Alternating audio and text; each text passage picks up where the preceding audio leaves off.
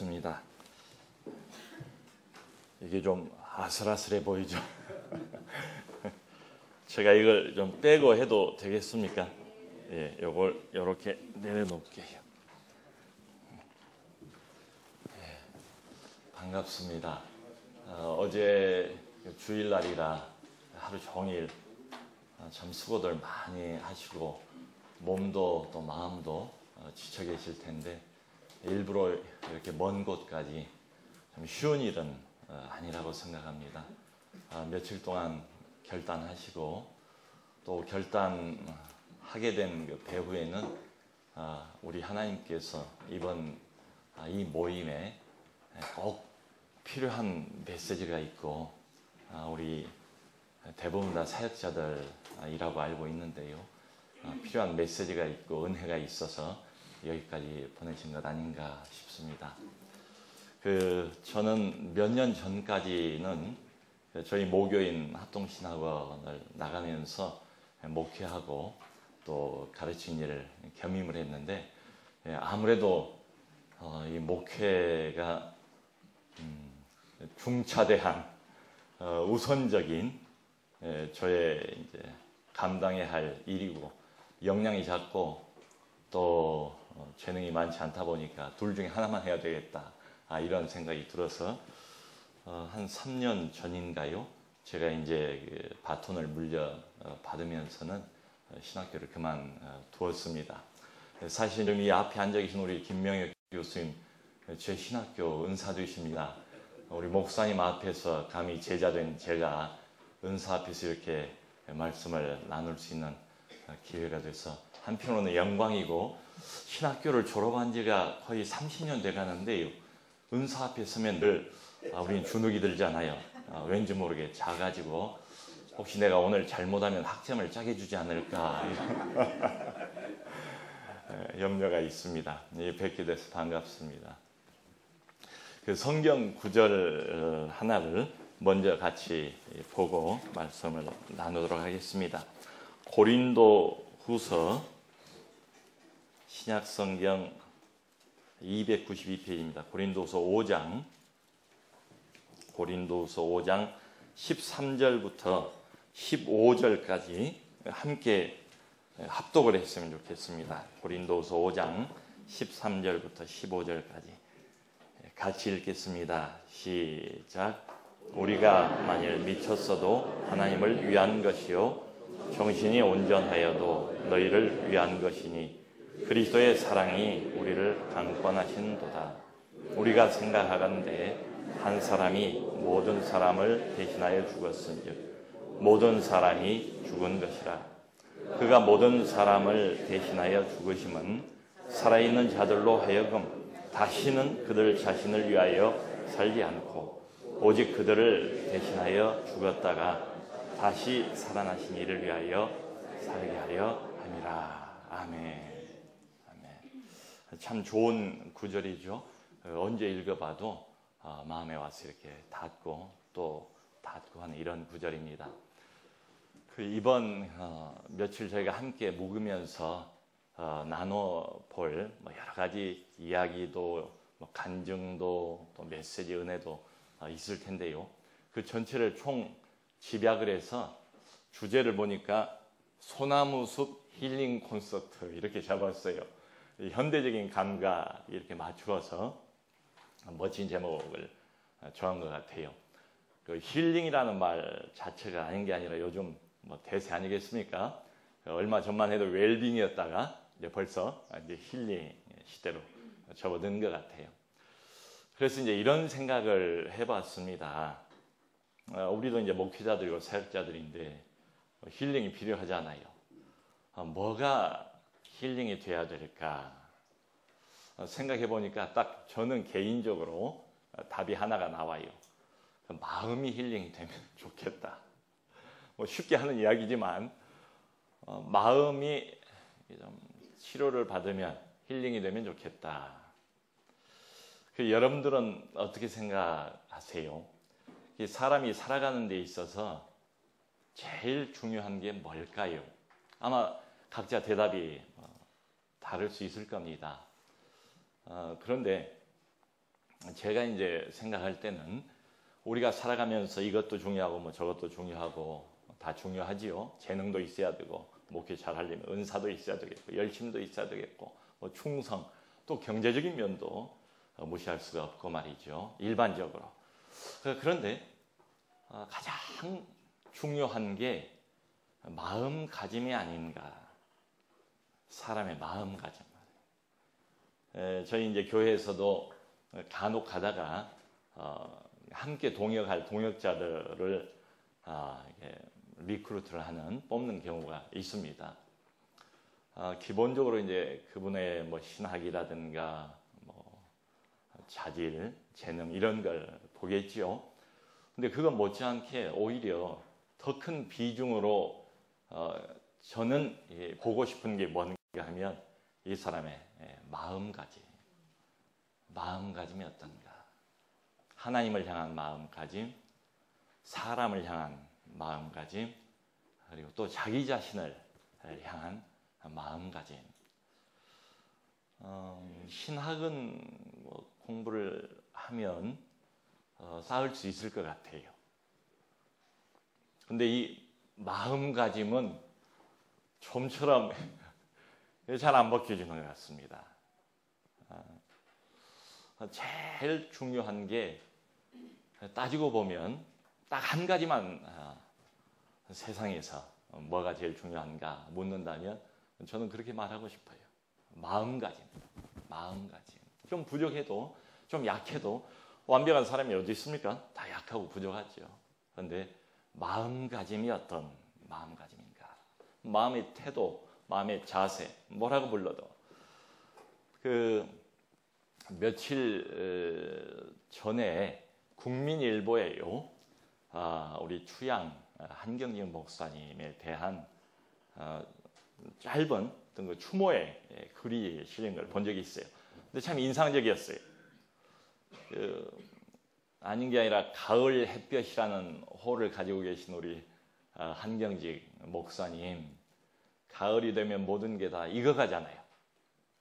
모든 곡식 과일을 익어가게 만드는 그 어떤 마지막 다가온 필요한 햇빛의 역할을 한국교회를 위해서 해주시지 않았는가 하는 생각이 들어요. 근데 그분이 이제 뭐라고 추억을 하시는가 하면은 한 목사님께서 은퇴를 하시고 난 다음에 남한산성에 쭉 계셨잖아요. 돌아가실 때까지. 근데 이제 영락교회의 주일날 예배를 위해서 이렇게 오셔서 너무 이제 연로하시고 거동이 불편하시니까 휠체어를 타고 이렇게 교회에서도 교회 마당 누가 밀어주고 말이죠. 뒤에서 다니시더래요. 근데 이분이 뭘 받는가 하면 그 한경직 목사님 앞을 혹은 옆을 지나쳐가는 그 교회 교인들의 자세, 그분을 향한 한 목사님을 대하는 태도를 본 거예요. 뭐라고 쓰셨는가 하면 이게 그냥 원로 목사님이고 나이가 많으신 이 교회를 세우신 개척에 놓으신 목사님이라 그런 게 아니고 그분은 이제 그렇게 느낀 거예요. 교인들 한 사람이 이분을 그냥 지나치지 않고 서서 한 목사님 휠체어에 앉아 계신 그분에게 정말 공손하게 마음을 담아서 머리를 숙여서 인사를 하더래요. 그러니까 옆에서 본 사람이 그 마음이 이분을 존경하는 그 마음이 그 태도에서 나타나는 것 아니겠습니까? 확연하게 그게 드러나 보일 정도로 이분이 얼마나 참 진심에서 우러나오는 교인들의 존경을 받고 있는가 느껴질 정도였다고 그렇게 이제 추억을 하신 거예요. 그래서 이제 제가 연결해서 이제 이런 생각을 해봤습니다. 한 목사님만큼 이것도 좀 외람된 말씀이긴 합니다만은 설교를 잘하는 목회자들도 많이 있을 거다. 또 한 목사님이 한국 교회를 위해서도 영락교회를 위해서도 큰 일을 많이 하셨잖아요. 근데 그냥 일이라는 차원, 사역이라는 차원만 가지고 따져보면 이분보다 더 많은 일을 한 우리 목사님들도 여러 분 계실 거다. 근데 이런 말을 저는 아주 가끔 들어요. 교회가 이렇게 끝모를 어둠의 시면으로 바닥으로 날개 없는 추락을 계속하고 있는데 한경직 목사님이 그립다. 한 목사님 같은 분이 안 계시다. 말하자면 우리 한국 교회를 그저 한마디 하면 그 한마디에 다 머리를 숙이고 모일 수 있는, 마음을 모아줄 수 있는 이런 어른이 아쉽다. 이런 이야기를 가끔 들어요. 그래서 이제 생각을 해보는 거죠. 이분은 뭐가 다를까? 메시지로 따지면, 그저 일 자체로 따지면 이분 못지않은 분들도 많이 있는데 도대체 무엇이 이분으로 하여금 이렇게 정말 마음이 담겨있는 이런 존경을 불러일으키는가? 그래서 저는 이제 개인적인 견해긴 합니다만은 마음가짐으로 정리를 했어요. 마음가짐이 다르지 않겠는가? 하나님을 향한 충성된 마음가짐, 사람을 향한, 교인들을 향한 진짜 애정 말이에요. 목사니까 그래야 되니까, 그래서 이렇게 내비춘 어떤 연출을 알고 있는 이런 사랑이나 애정 말고 교인들을 향한 진짜 애정, 사랑, 그리고 자기 자신을 향한 청빈의 마음가짐. 결국은 이 한 목사님께서 평소에 이거 뭐 연습한다고 나오겠습니까? 내가 연구한다고 그래서 뭐 책상머리에서 이걸 얻을 수 있는 것도 아니고요. 본인이 그렇게 살아오신 거지요. 한평생을 하나님을 향한 충성된 마음가짐, 교인들을 향한 사랑의 마음가짐, 자기 자신을 향한 청빈한 마음가짐. 그 마음가짐 때문에 이분 앞에 다들 머리를 숙이는 게 아니겠는가. 저희 이제 목회자들하고 일전에 좀 재미있는 숙제를 하나 해본 적이 있습니다. 뭔가 하면 저희는 이제 여름 방학이 되면 저희도 이제 방학을 해요. 뭐 성경 공부도 쉬고 또 하던 무슨 학교도 좀 쉬고 그렇게 합니다. 근데 방학 전에 뭐 쉬는 건 좋은데 목회자들이니까 아주 쉬면 안 되겠고 책을 하나 읽읍시다. 책을 하나 읽고 방학 끝나고 난 다음에 그거 가지고 우리 서로 좀 나눕시다. 은혜를 좀 서로 교환합시다. 그래서 정한 책이 뭔가 하면 얼마 전에 그게 이제 책으로 나왔어요. 제목이 뭔가 하면 이겁니다. 바보야, 성공이 아니라 섬김이야. 아주 독특한 제목의 책이죠. 굉장히 흥미로운 제목이에요. 바보야, 성공이 아니라 섬김이야. 그 원래 원제는 not success but service. 이게 이제 원래 제목이에요. 본인이 쓴 책은 아니고요. 양국주라는 교수가 엘리자베스 쉐핑, 우리 한국 이름으로는 서서평입니다. 서서평 선교사, 독일계 미국인이에요. 엘리자베스 쉐핑. 이 엘리제 쉐핑, 서서평 선교사에 대한 전기를 쓴 거예요. 이제 그 제목이 바보야, 성공이 아니라 섬김이야, 이겁니다.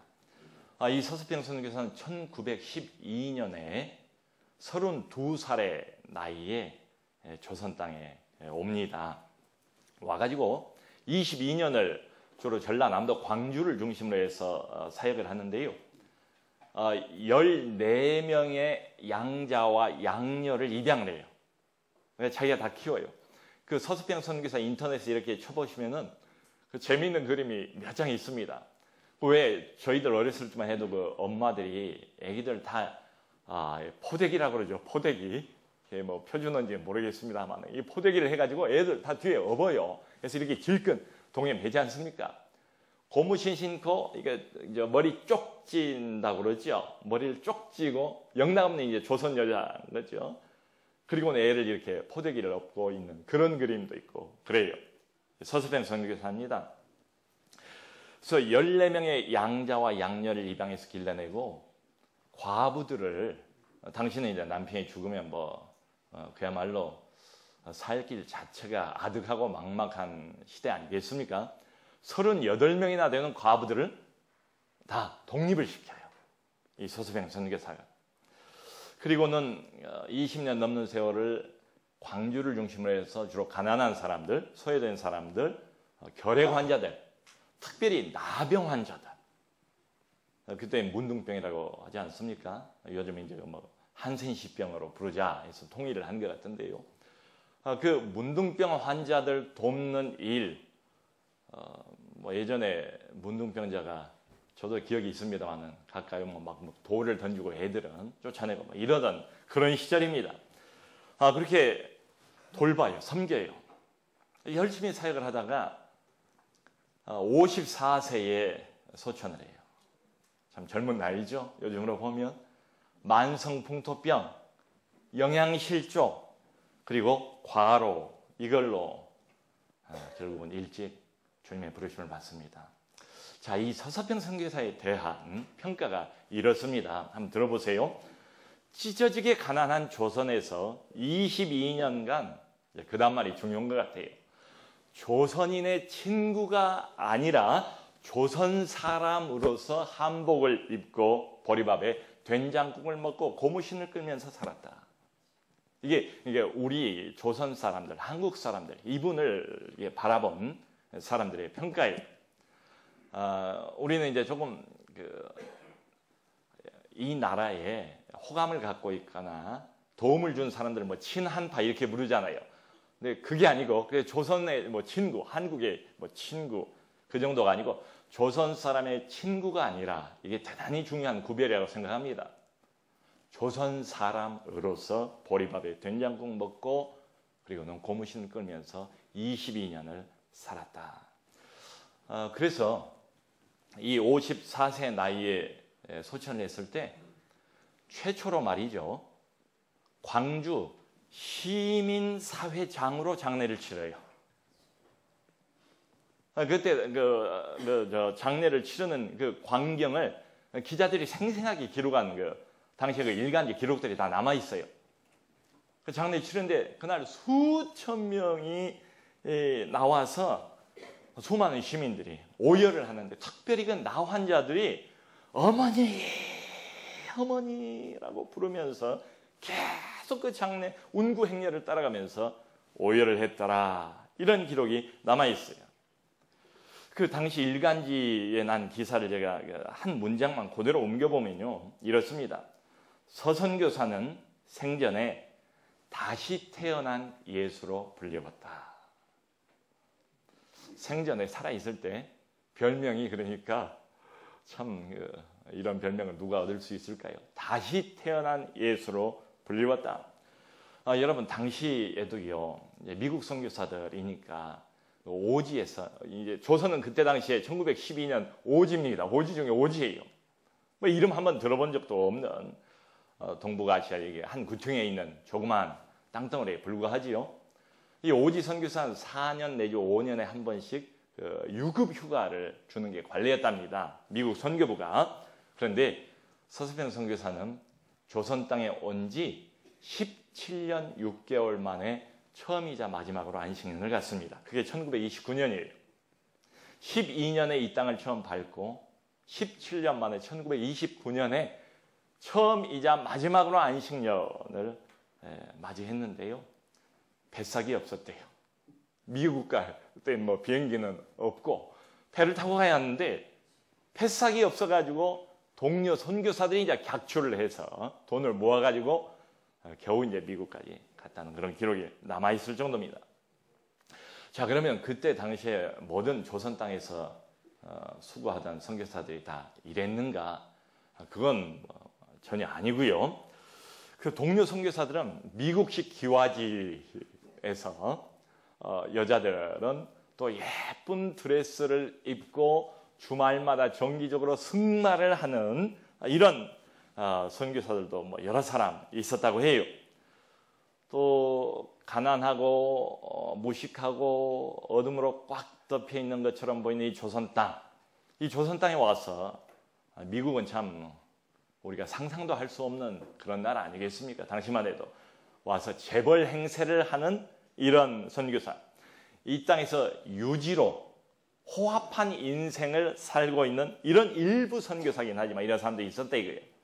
그래서 이 엘리제 셰핑 선교사가 소천한 다음에 동아일보에 그런 선교사들, 뭐 우리가 아무리 좀 뒤떨어진 민족이라고 해도 여러분 보이면 그 삶 자체가 보이는 것 아니겠습니까? 오래 살면 함께 어떻게 이 사람이, 이 선교사가 활동을 하고 사역을 하는가 다 느끼죠, 다 보지요. 동아일보에서 이렇게 꼬집었어요. 제가 그대로 인용을 해볼게요. 위대한 인류의 서서평시 영전에 한 다음에 백만장자 위치에 지지 않을 집에 편히 앉아 남녀 하인을 두고 자동차를 몰고 다니는 어떤 선교사들 귀에 서평양의 일생은 어떤 음성을 가지고 울리울까. 이게 그때 동아일보 기사 내용입니다. 당시는 이제 그 일제 치하였으니까요. 조선에서 미국 달러를 엔화로, 일본 엔화로 바꾸는 것보다 상해나 북경을 가서 이걸 바꾸면 두세 배 더 값을 올려받을 수가 있었답니다. 그래서 많은 선교사들이 뻔질나게 상해, 국경을 이렇게 드나들 때도 엘리제 셰핑의 관심은 오직 한 가지 사역밖에 없었대. 이제 월급을 받죠, 선교부로부터. 그래서 연봉에서 자기가 받는 그 정기적인 월급에서 딱 반을 떼어가지고 금정교회, 지금의 광주 제일교회입니다. 제일교회 상당히 굵직한 교회라고 저는 알고 있어요. 지금 광주 제일교회 금정교회 그 11조로 자기 월급의 반을 떼어주고, 자기를 옆에서 돕던 그 박해라라는 조선 여자가 있었는가 봐요. 이 박해라의 부엌에서 된장국에 물을 말아 밥을 먹으면서 줄임배를 채웠다 하는 기록이 나와 있습니다. 자, 이런 사람을 어떻습니까? 선교사들이 환영할까요? 싫어할까요? 이런 사람을 높일까요? 아니면은 하시할까요? 당연히 뭐 좋은 눈으로 바라본 사람도 있겠지만 참 이게 그러니까 묘한 것 같아요. 우리는 이해할 수가 있죠.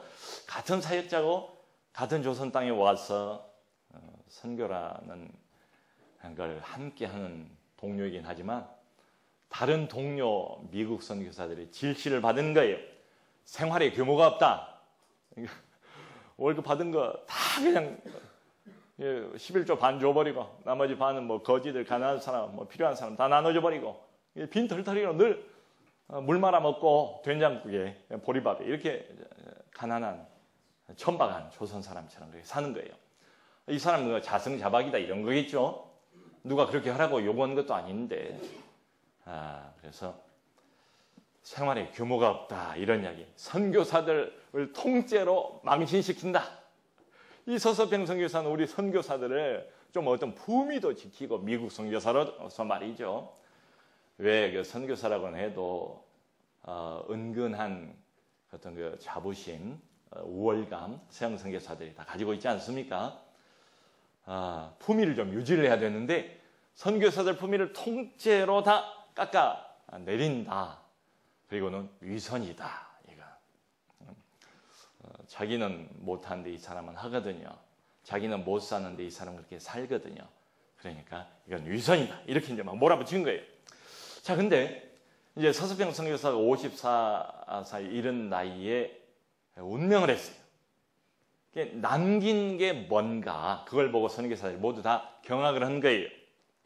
선교사가 뭘 남기고 떠났는가 보니까 유산이라고요. 유산이라고는 담요 한 장. 정확하게는 담요 한 장이 아니고 담요 반조각으로 되어 있습니다. 담요 반조각 동전 몇 잎. 정확하게는 그때 당시 돈으로 7전으로 되어 있어요. 7전. 그리고 자기가 이렇게 주식으로 아마 먹었는가 보죠. 강냉이 가루 2호. 통장 잔고는 전혀 없어요.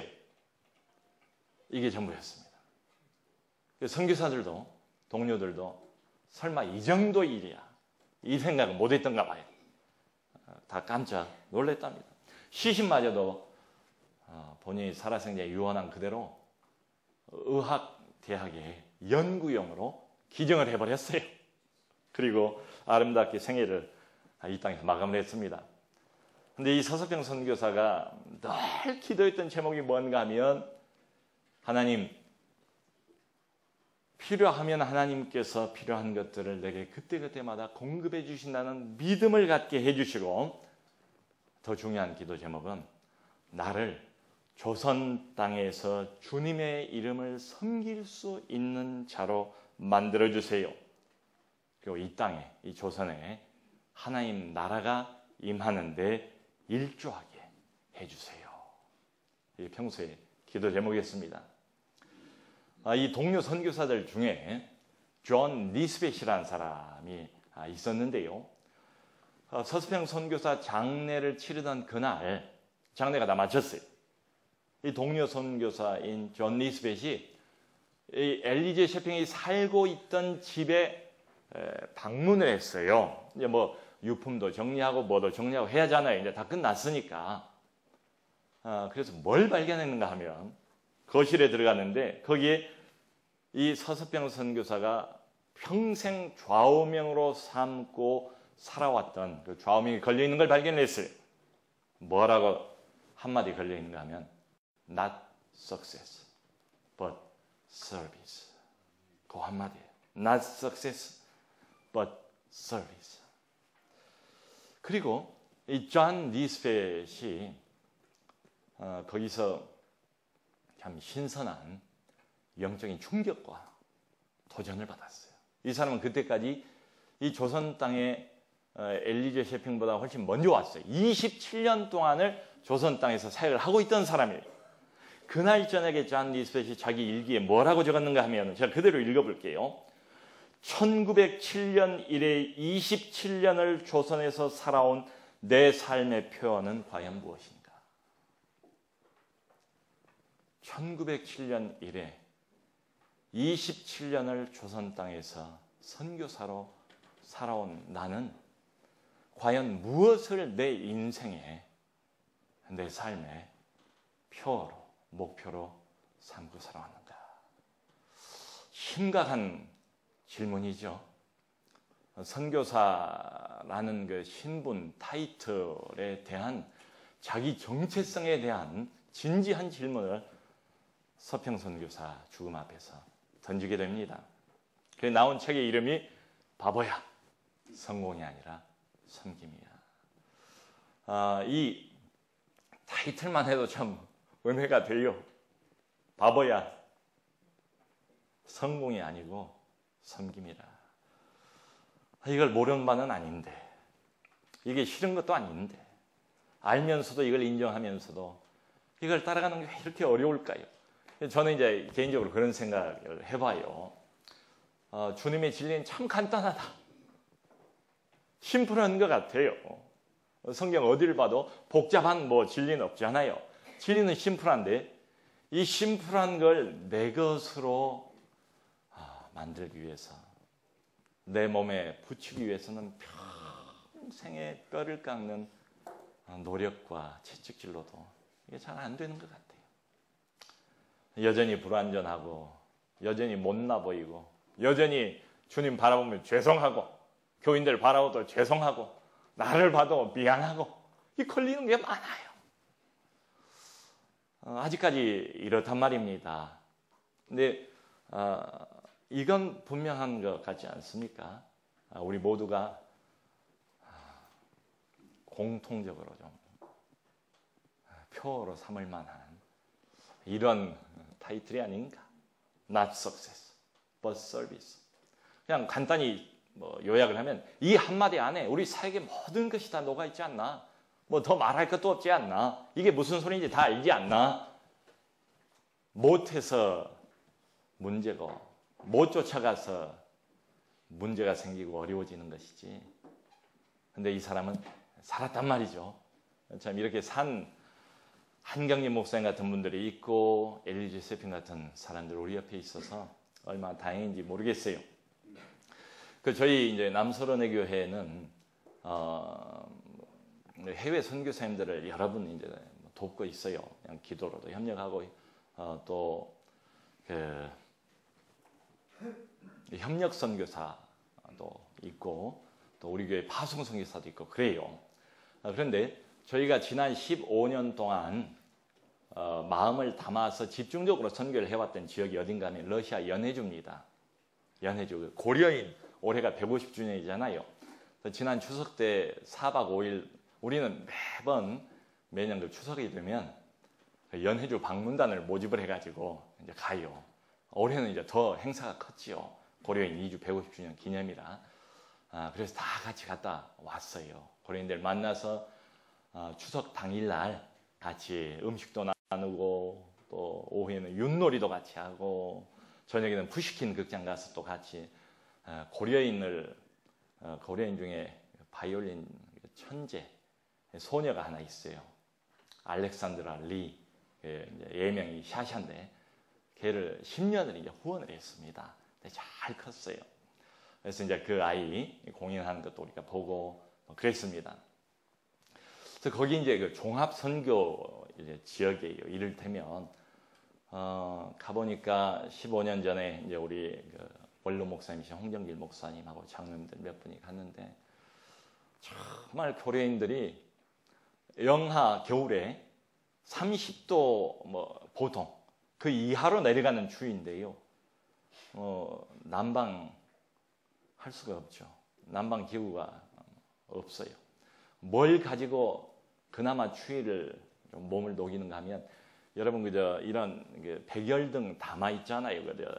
전구 거기에다가 그걸 그냥 손으로 대면 화상을 입지 않습니까? 뜨거워서 손으로 못 만지잖아요. 그러니까 그걸 손수건이나 양말 같은 걸로 싸요.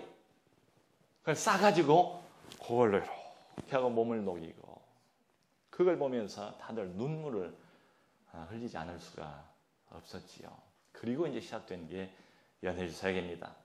그래서 농업 기술을 가르치는 이제 농업사역 또 학교 러시아는 이렇게 저도 몇 번 이제 왔다 갔다 했습니다만은 상당히 어둡습니다. 여러 가지로 영적으로 더 어두워요. 그래서 이 어두운 이 지역을 좀 복음의 빛으로 밝힐 수 있는 젊은 아이들, 어린 학생들을 키우기 위한 학교 사역, 또 문화 사역, 교회 사역, 네 가지 이제 사역들을 묶어가지고 계속 진행을 해왔어요.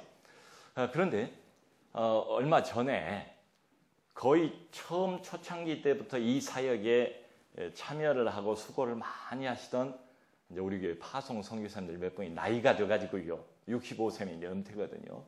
은퇴를 한꺼번에 한 4번 정도 하게 됐어요.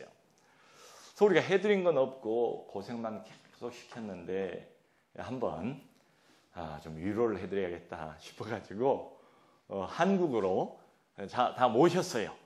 비행기 값을 다 저희가 대고 교회에서 해서 와서 이분들과 3박 4일을 저도 함께 지냈는데요. 어딜 갔는가 하면은 이분들 다 선교사들 아닙니까?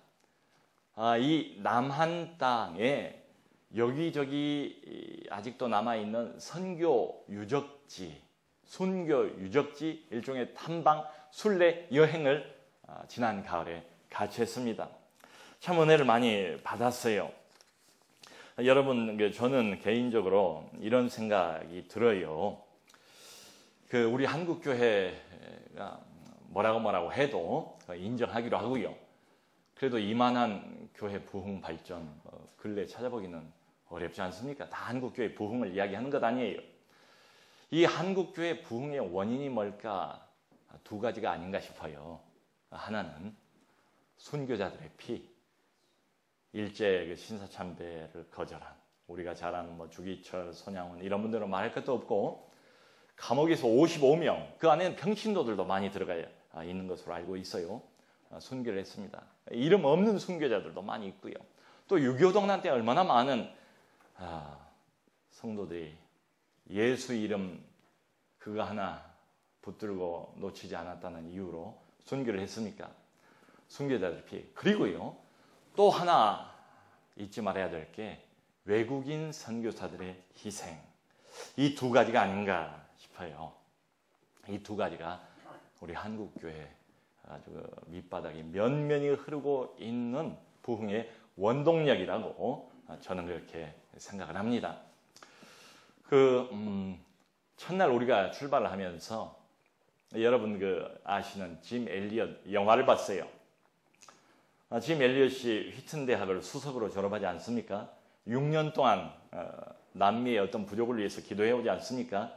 그리고는 1956년 1월 8일 날 드디어 함께 기도해 왔던 같은 휘튼 대학을 졸업한 동료 5명과 함께, 자기까지 해서 5명이 남미 아르헨티나 깊은 밀림 속에 와우다니 부족을 찾아갑니다. 에콰도르네요. 에콰도르 밀림에 있는 와우다니 부족. 근데 이 부족은 그때까지만 해도 사람을 잡으면 먹는 식인 습관을 가지고 있는 부족이었어요. 자, 결과는 어떻게 됐는가 하면 간지 5일 만에 창과 칼로 무참하게 5명 다 난자가 되어서 다 죽었습니다. 강가에 그냥 그대로 버려진 거예요. 나중에 찾아가 보니까. 근데 희한한 것은 이 젊은 선교사들 다 주머니에 총이 있었는데 아무도 그 총을 사용은 하질 않았죠. 뭐 그 뒤 이야기는 여러분들 아시는 것처럼 부인들이 다 찾아 들어가서 다시 그 마을 전체가 다 회개하고 주 앞으로 돌아오는 역사가 있었죠. 근데 제가 말씀을 드리려고 하는 것은 이거예요. 휘튼 대학을 수석으로 졸업한 그야말로 나라의 인재인 짐 엘리엇과 아까운 젊은 미국 청년들 5명을 한꺼번에 잃어버렸어요. 이걸 보고 당시 타임지에 뭐라고 대서특필이 났는가 하면 제목이 이렇게 났답니다. What a waste. What a waste. 얼마나 쓸데없는 일인가. 뭐 하는 짓이냐. 선교도 좋고 전도도 좋지만은 순교했을 때 짐 엘리엇 나이가 29입니다. 아직 30도 채 못된 5명을 한꺼번에 잃어버렸으니 이게 얼마나 낭비인가, 무모한 짓인가. 기독교계를 향해서, 선교 단체를 향해서 이제 쓴소리를 내뱉는 거겠죠. 근데 믿음의 눈으로 보는 게 아니지요. 믿지 않는 불신의 눈으로 볼 때 낭비, 참 쓸데없는 짓이다. 제가 이 기사를 이렇게 타이틀을 보면서요, 성경 구절 하나가 언뜻 떠올랐어요. 성경에 보니까요, 유다가 비슷한 소리를 해요. 마리아가 예수님의 장례를 준비하기 위해서 가지고 있던 옥합 한 병을 다 들이붓지 않습니까? 그 머리에서부터 이게 쭉 흘러서 발 등까지 떨어지니까 무릎을 꿇고 엎드려서 여자가 자기 머리칼로 이걸 씻잖아요. 닦잖아요. 장례를 준비하는 거잖아요. 근데 가룟 유다가 뭐라고 불평을 하는가 하면 What a waste. 얼마나 합인가. 이 값비싼 향유를 팔아서 좀 가난한 사람들을 도와주면 더 실제적으로 구체적인 도움이 되지 않겠는가. 근데 성경에 부연 설명이 나와 있죠. 가난한 자를 생각함이 아니라 돈이 아까워서 자기의 탐욕을, 그 마음을 이기지 못해서 하는 소리다. 우리도 주님을 위해서 사역을 하다가 자주는 아니지만요, 가끔 유다의 음성을 듣는 때가 있는 것 같아요. 내가 이거 뭐 하는 건가? 내 인생 허비하는 것 아닌가? 다른 사람들은 이렇게 안 해도 잘만 목회하던데 괜히 기죽고 잘 나간 사람들 보면 괜히 열등감이 생기고 괜히 비교의식이 시달리고 나는 뭐 하고 있는 건가? 내 인생은 이러다가 이대로 끝나는 것인가? 내 목회는 여기가 단가? 한계가 여기까지인가? 뭐 등등 말이죠. What a waste. 허비다. 유다의 음성입니다. 그래서 저는 여기 13절을 보니까 왜 이렇게 했는가? 그 5명의 젊은이들이 마리아가 왜 이렇게 했는가? 정답이 이렇게 나와 있네요. 보니까 우리가 만일 미쳤어도 하나님을 위한 것이요. 하나님을 위한. 너 미쳤구나. 너 돌았구나. 너 정신 나갔구나. 너 좀 세상을 좀 현실을 좀 직시해. 어? 믿는 거 좋지만 목회도 좋지만 적당히 해야지. 그게 되겠어? 그래가지고 뭐 이런 소리들 많이 듣잖아요. 바울도 아마 그런 비슷한 소리를 듣는가 봐요. 너 돌았다. 미쳤다. 비정상이구나.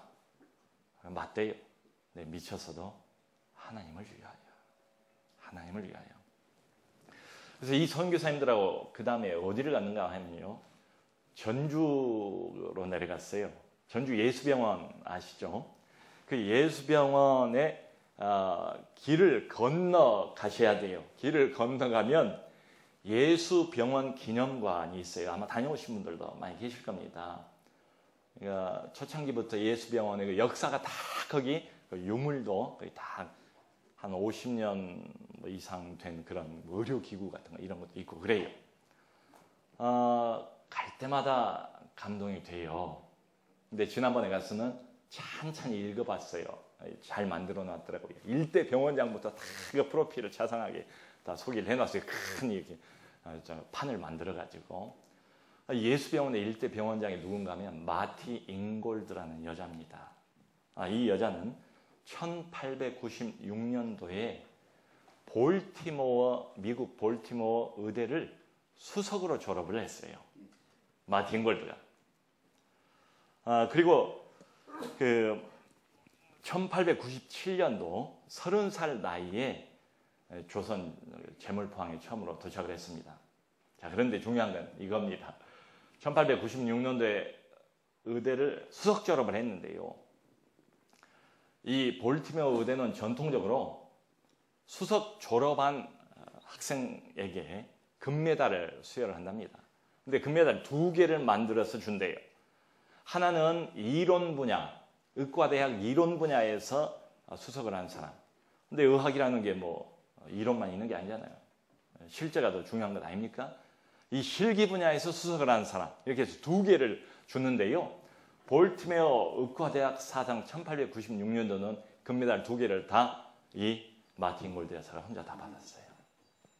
그리고는 그 다음 해에 30살 싱글로 들어본 적이 없었을 것 같은 조선 땅 제물포항으로 들어왔습니다.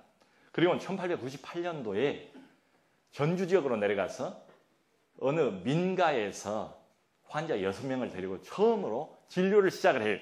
그게 전주 예수병원의 시초입니다. 그래서 제가 이제 1대부터 쭉 이렇게 읽어봤네요. 봤더니 거기 7대, 9대, 11대 병원장은 동일 인물이에요. 폴 크레인이라는 미국 의사인데요. 우리 한국 이름으로는 구바울, 닥터 구바울인데 이 사람은 그 유명한 존스 홉킨스 의대를 졸업한 사람이더라고요. 이 구바울은 우리나라 왜 여러분 저 어렸을 때도 학교에서 때가 되면은 그 체변 검사를 한다고 뭐 그 기억나세요? 아마 기억하신 분들 여기 계실 겁니다. 그 꼭 때가 되면 나눠줘요.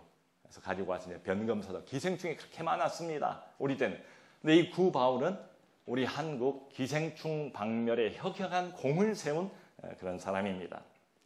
그 다음에 넘어가서 12대 원장을 보니까 이름이 설대위인데요. 이 설대위 원장은 그 프로필을 읽어봤죠. 미국 뉴올리언즈 대학 역시 수석 의대를 수석으로 졸업한 사람이에요. 그래서 그냥 거기서 생각에 잠기게 됐습니다. 우리 한국에서 의과 전문대학 가려고 얼마나 애들을 많이 씁니까? 서울에 있는 의과대학 못 가도 지방의과대학이라도 가려고 그렇게 애들을 쓰는데 일단 의대 들어가면 어느 정도의 대한민국에서 성공은 보장되는 것처럼 이렇게 아직까지 생각을 하잖아요. 그런데 그야말로 출세가 보장이 되고 전도가 양양하고 미래가 한참 빛나 보이고 푸르러 보이는 이 젊은 청춘들이 이 모든 부와 명예와 보장이 되어 있는 출세의 지름길을 다 포기하고 다 내려놓고 알지도 못하고 듣지도 못하고 정보도 없는, 그때만 해도 하얀 옷 입고 머리에 상투 이렇게 묶고 그렇게 살고 있는 이 아시아 한반도 귀퉁이에 조그마하게 붙어있는 이 조선 땅, 어둠으로 가득 차 있는 이 땅까지 뭐 하러 왔을까? 이제 이 생각이 드는 거예요.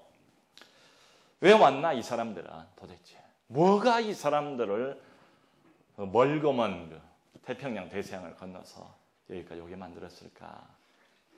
그래서 그 대답을 저는 14절에서 찾아볼 수가 있었습니다.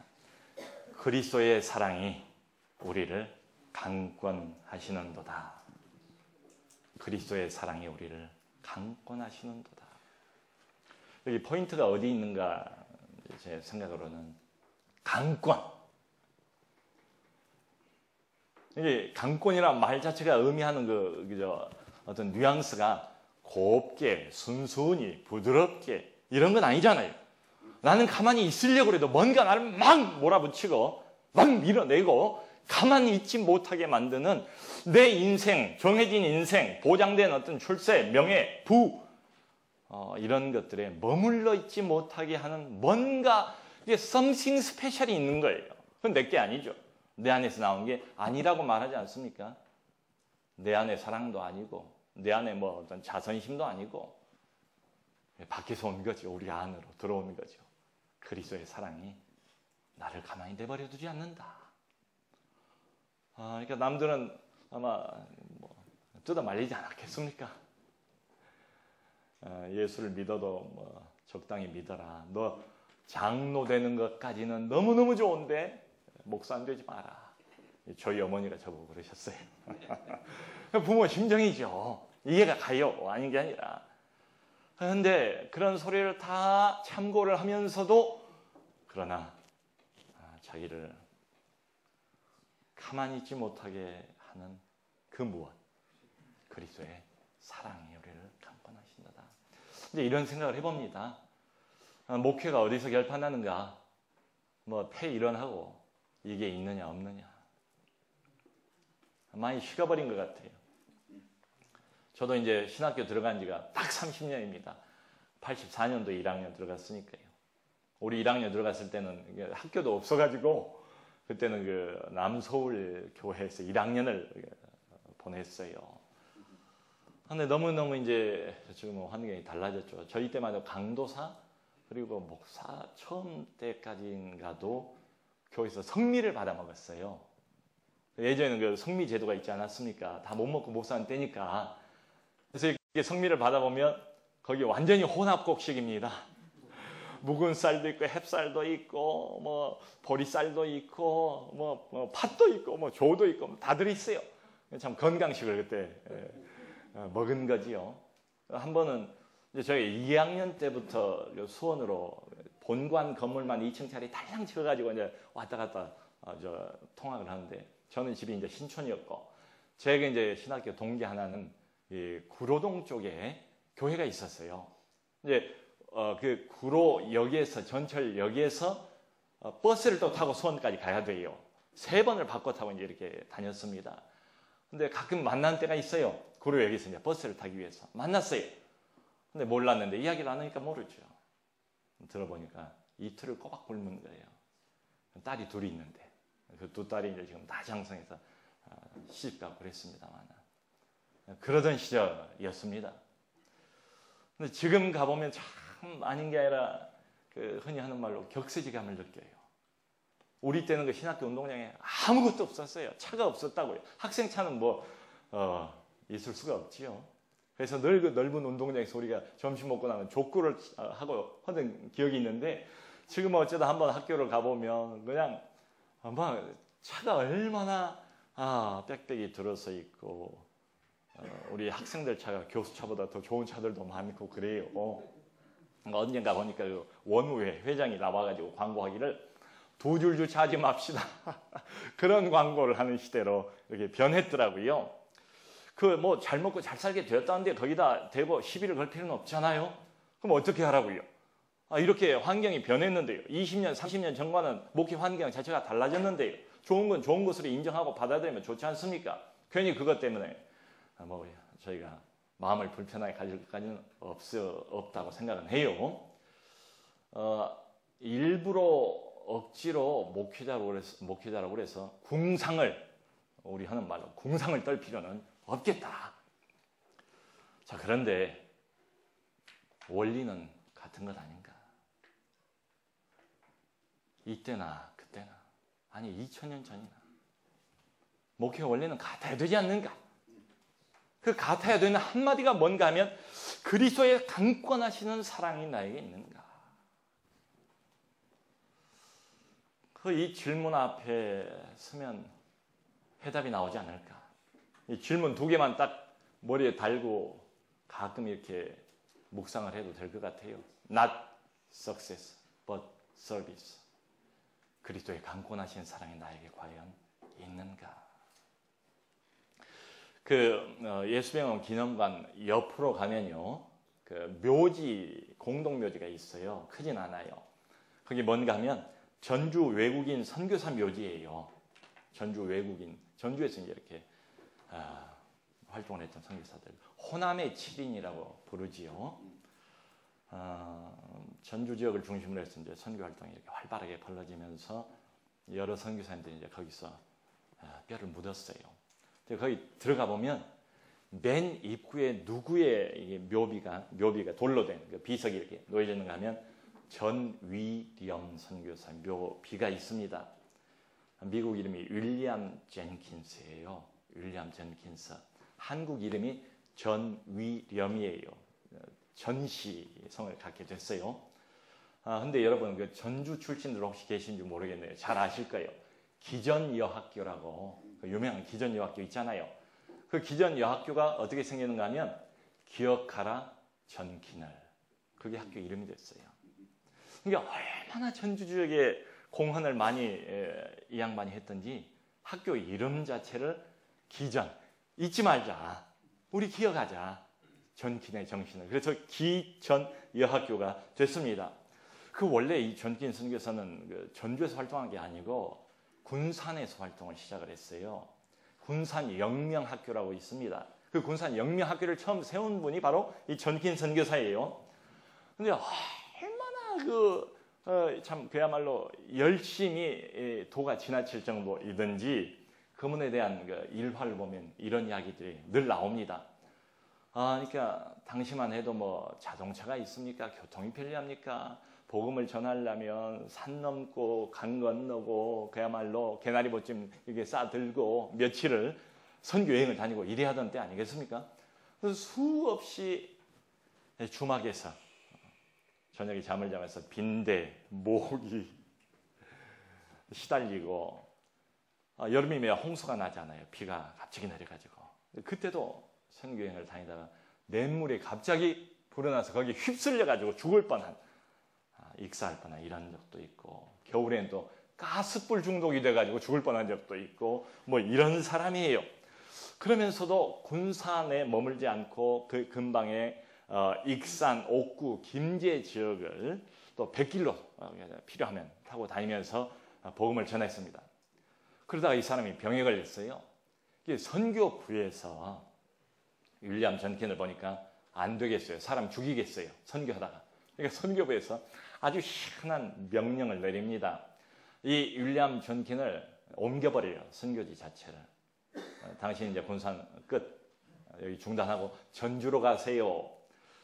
여기저기를 돌아다니는 순회 선교사보다는 한 교회를 맡아가지고 좀 안정되게 목회를 하면 건강에 도움이 되겠다 싶어가지고 전주 서문교회 담임으로 보냅니다.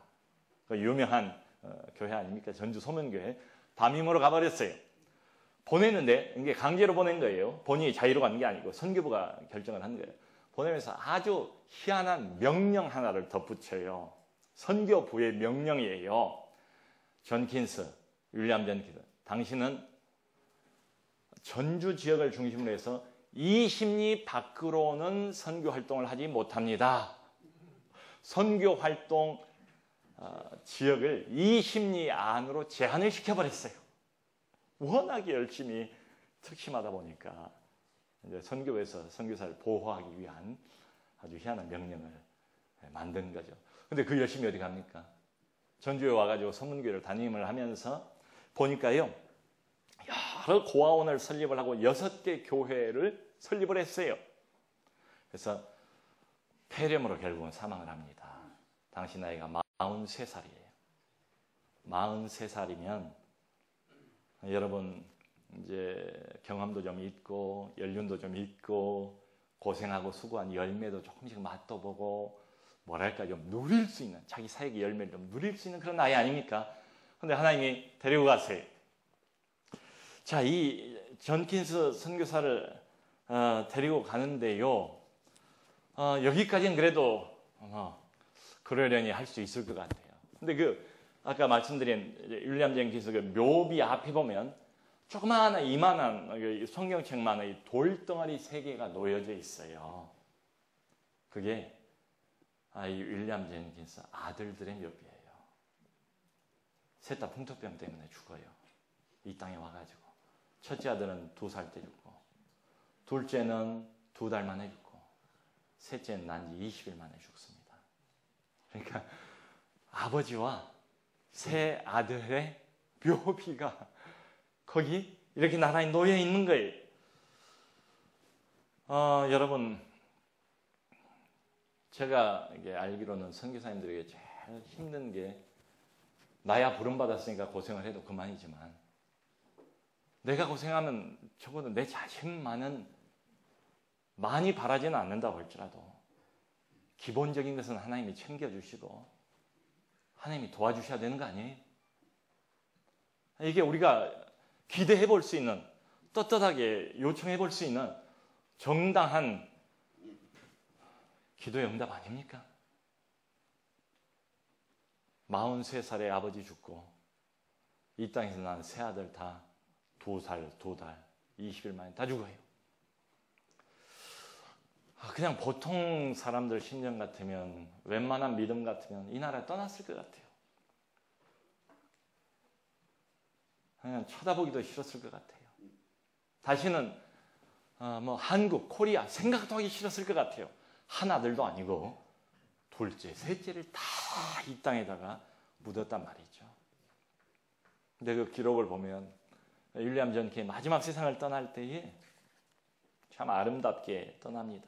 뭐라고 이야기를 마지막에 하는가 하면, 원망을 할 만도 한데, 아니 이렇게 힘들고 어려울 때는 실컷 울어라, 원망해라 이런 소리를 하잖아요.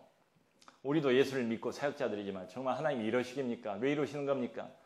하나님이 이러면 뭐가 됩니까? 하나님이 이렇게 해서 교회 유익하는 게 뭐며, 나에게 유익하는 게 뭐며, 하나님 당신 이름에 하나님의 영광에 유익한 게 뭐가 있습니까? 생각 좀 해보세요. 이런 식으로 우리가 대드는 것처럼, 기도를 따지는 것처럼 하고 싶을 때도 있잖아요. 근데 윌리엄 전킨스 마지막을 보니까 참 마음의 옷깃을 이렇게 여미게 만드는 그런 부분이 있더라고요. 어떻게 이야기를 하는가 하면, 조선 땅에서 난 참으로 행복한 사역을 했습니다. 이 사람의 마지막 숨 거두기 전에 결론입니다.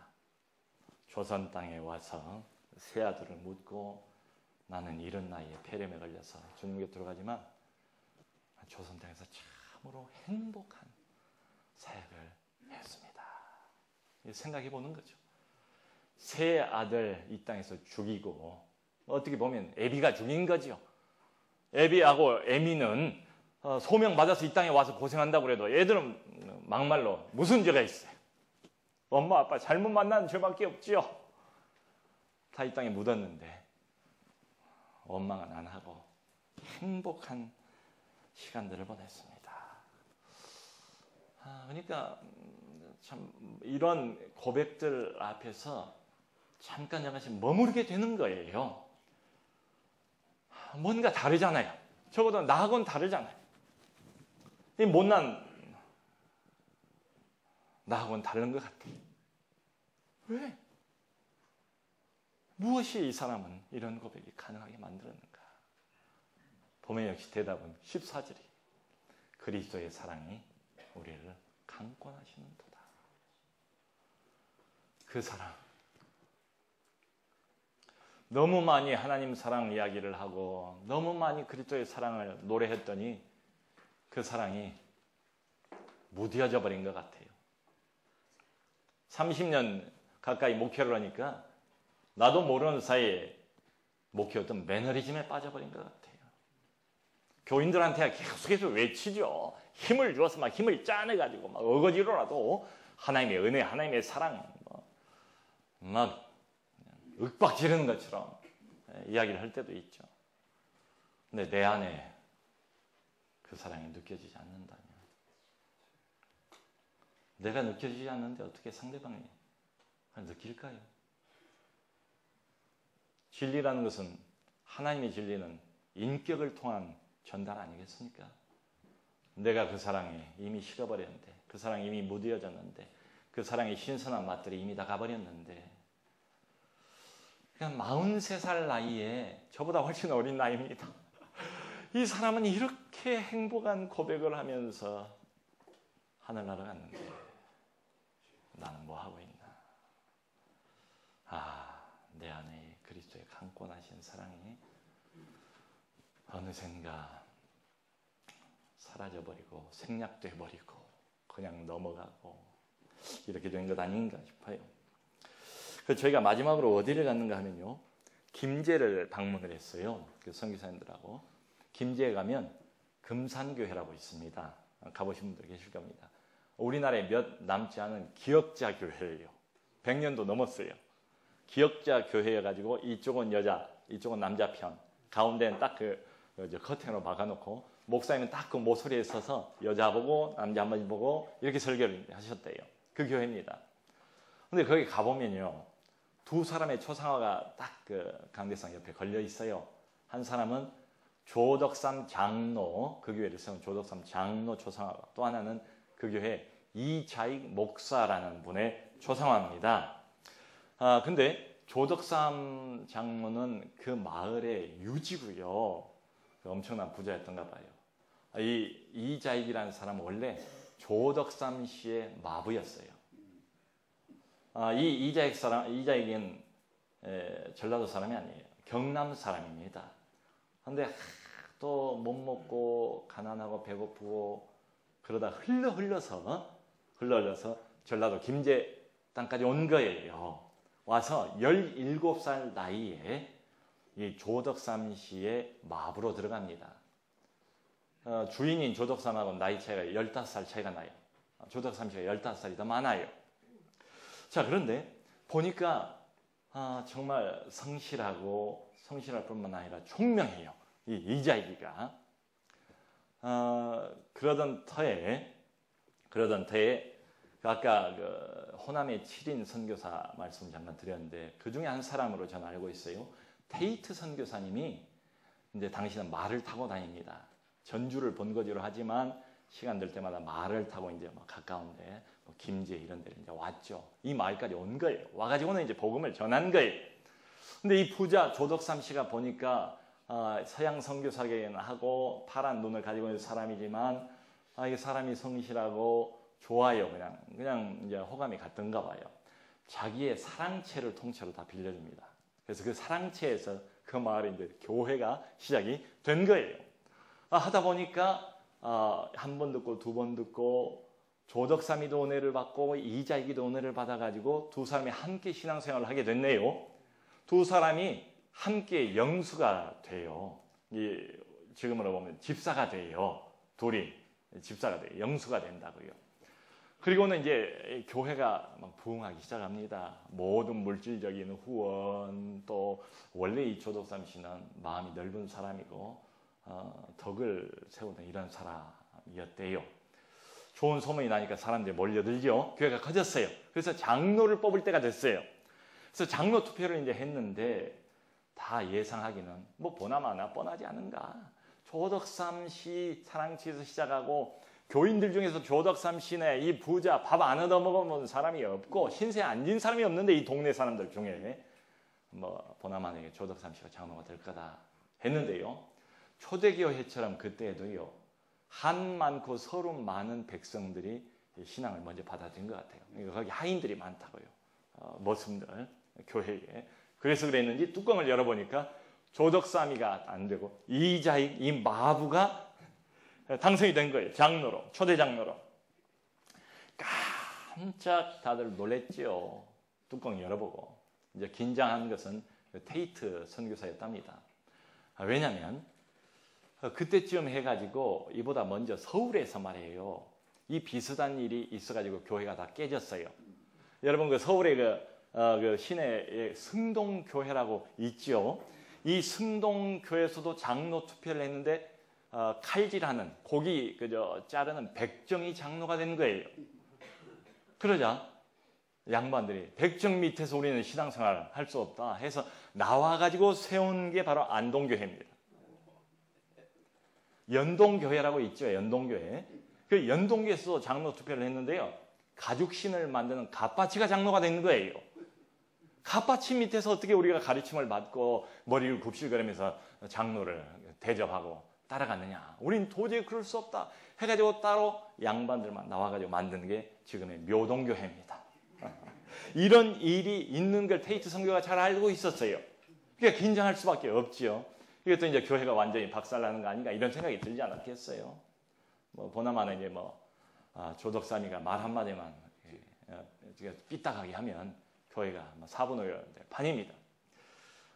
근데 이제 그때 당시에 정황의 그 기록을 보면 잠시 침묵이 흐른 다음에 이 조덕삼 영수가 입을 열어서 이렇게 말합니다.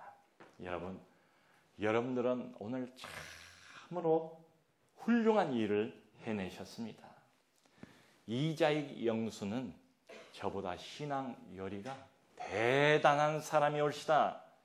여러분 이렇게 된 것은 하나님의 뜻입니다. 끝.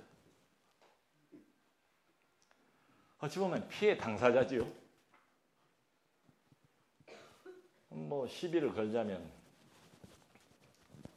얼마든지 시비를 걸 수도 있고 할 말이 많은 사람은 조덕삼 실 텐데 피해를 봤다고 그 사람의 입을 긴장하면서 다들 주시하고 있는데 조덕삼 씨가 하는 말이 여러분 정말 훌륭한 일을 해내셨습니다. 맞습니다. 이 이자익 마부는 나보다 신앙 열의가 훨씬 대단한 사람입니다. 그리고 그 다음 말이 중요한 것 같아요. 이렇게 된 것은 하나님의 뜻입니다. 누가 무슨 소리를 해요? 본인이 이렇게 나오는데. 다음번 물론 장로 수표 때 조덕삼 씨가 장로가 됐죠. 이제 그때부터 희한한 진풍경이 벌어졌대요. 당시는 가끔 이제 선교사가 오니까 주일마다 주로 누가 설교를 하겠어요? 이자익 마부가 강당에 서가지고 이제 가르치는 거죠. 주인 조덕삼이 앞에 앉혀놓고 그럼 거기서 아멘 아멘 하면서 이제 가르침을 받고 교회 끝나고 이제 집으로 가면 여기는 마부고 여기는 마루 위에 떡 올라타 있는 주인이고.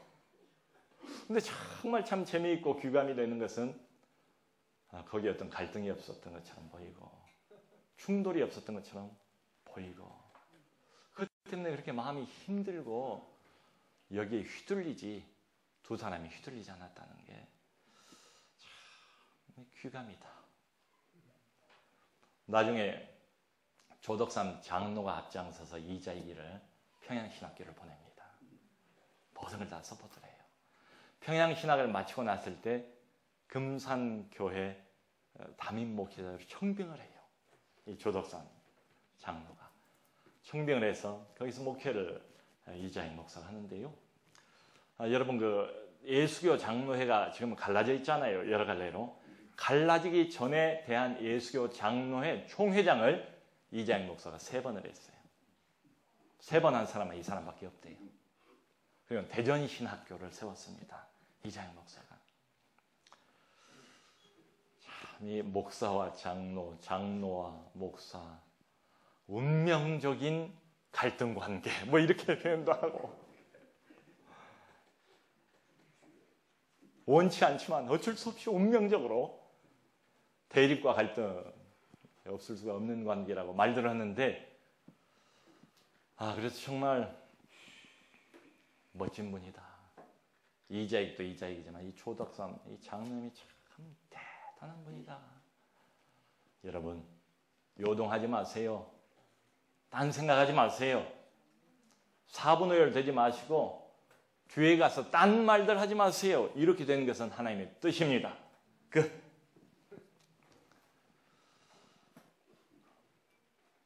이럴 수 있으면 얼마나 좋을까. 목회하다가 참 많이, 저는 개인적으로 그러더라고요. 많이는 아니라고 그래도 가끔 이제 이런 갈등이 없을 수가 없는 것 같아요. 고생은 내가 다 했는데, 수고도 내가 다 했는데, 영광은 딴 사람이 받고, 딴 사람이 높아지고 말이지. 딴 사람이 더 박수갈채 받고, 인정받고, 더 스포트라이트 받고.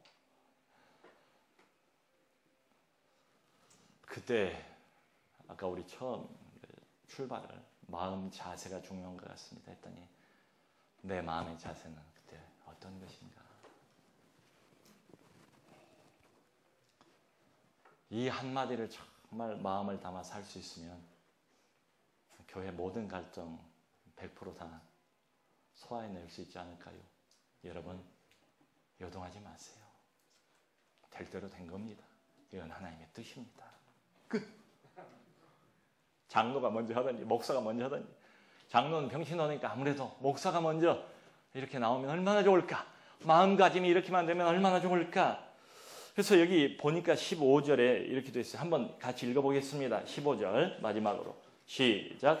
그가 모든 사람을 대신하여 죽으심은 살아있는 자들로 하여금 다시는 그들 자신을 위하여 살지 않고 오직 그들을 대신하여 죽었다가 다시 살아나신 이를 위하여 살게 하려 함이라.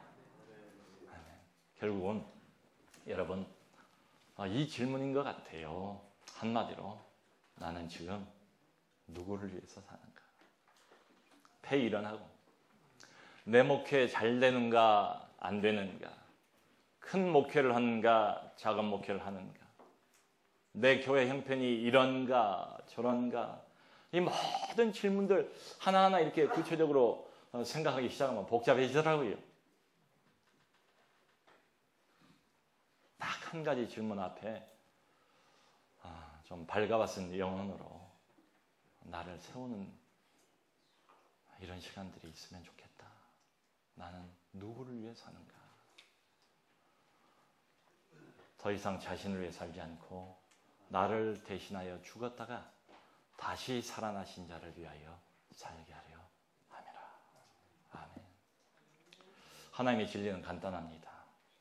간단한 진리 몇 가지를 오늘 같이 나눠봤어요. Not success, but service. 어떻게 그렇게 살 수 있었던가? 하나님을 위하여. 어떻게 그렇게 끝까지 견딜 수 있었던가? 그리스도의 사랑이 나를 강권하신도다. 어떻게 조덕사미는 그렇게 말할 수 있었던가?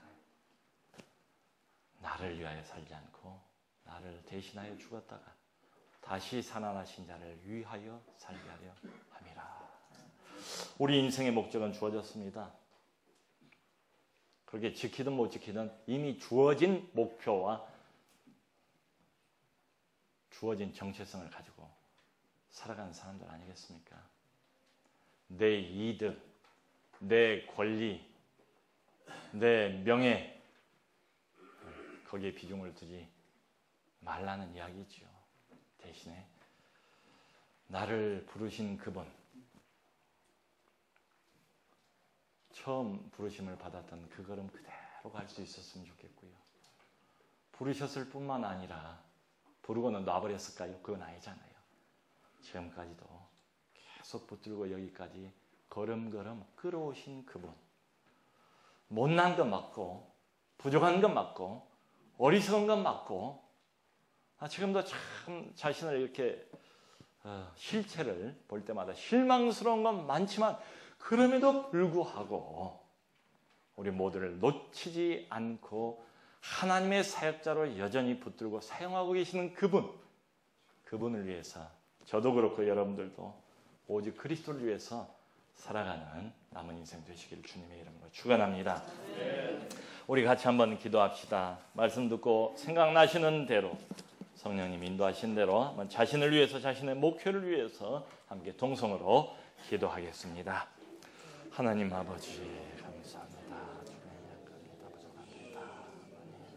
주시옵소서. 아버지요.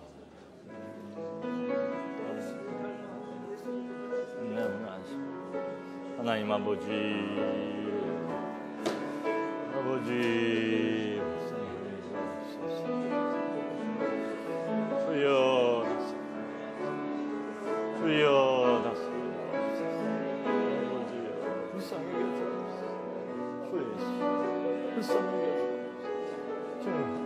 주여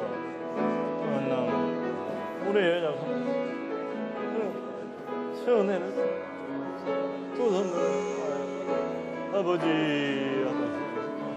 아버지께서